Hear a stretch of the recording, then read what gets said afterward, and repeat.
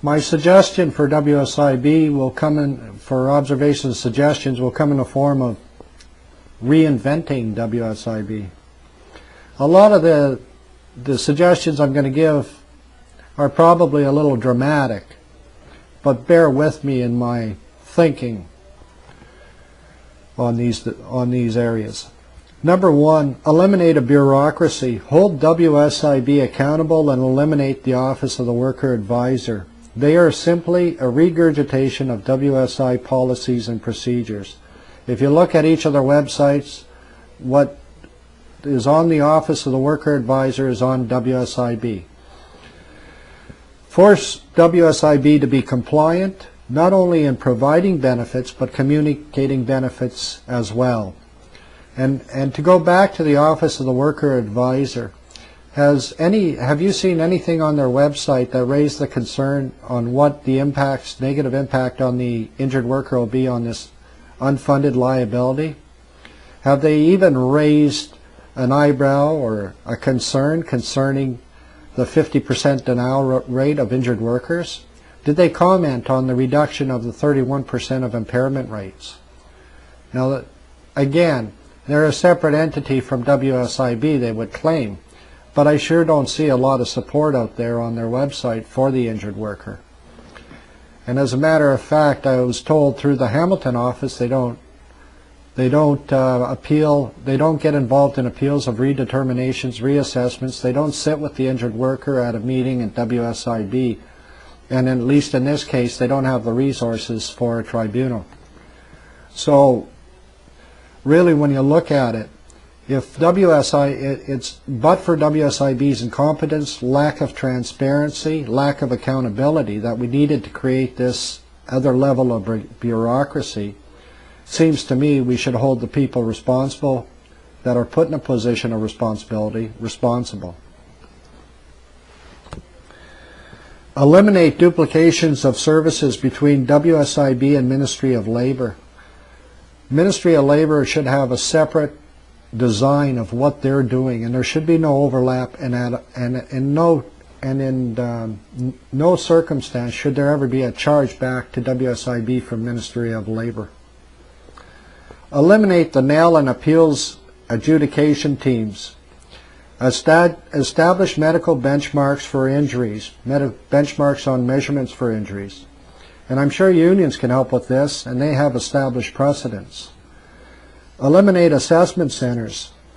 Family doctor, what I would prefer is go to the family doctor, and they send you to a specialist. You get the diagnosis, prognosis, any visual affirmations of the injury and the implications from it, and they can submit appropriate measurements.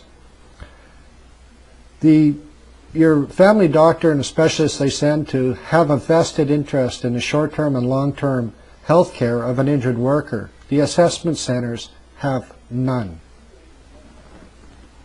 Eliminate and one other thing I want to mention about the assessment centers, in WSIB, when they eliminate 50% of the claims of injured workers, all they're doing are minimizing the injuries of impairment awards. All they're doing is sending that injured worker, because they're going to have to get resolution for their injuries, to an already stressed out public health care system. So it's not saving taxpayers money. All it's doing is protecting the nest egg that WSIB seems to think that is rightfully theirs. I would eliminate the ARO and tribunal, contract specialists in the fields for review of medical evidence.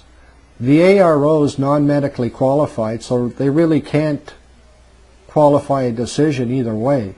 And I'm not sure that the tribunal, being paid out of the same funds that meant to protect the worker, whether they have credibility. Eliminate all bonus payouts to WSIB. That's just crazy. It just creates a further incentive for WSIB to deny benefits or reduce impairment awards. Eliminate the Fair Practice Commission. The last I've seen in their role is they sent out a glowing report on how workers thought about workers' compensation. Now, I may be reaching. I don't think they polled the 50% that whose claims were denied or the impairment awards reduced.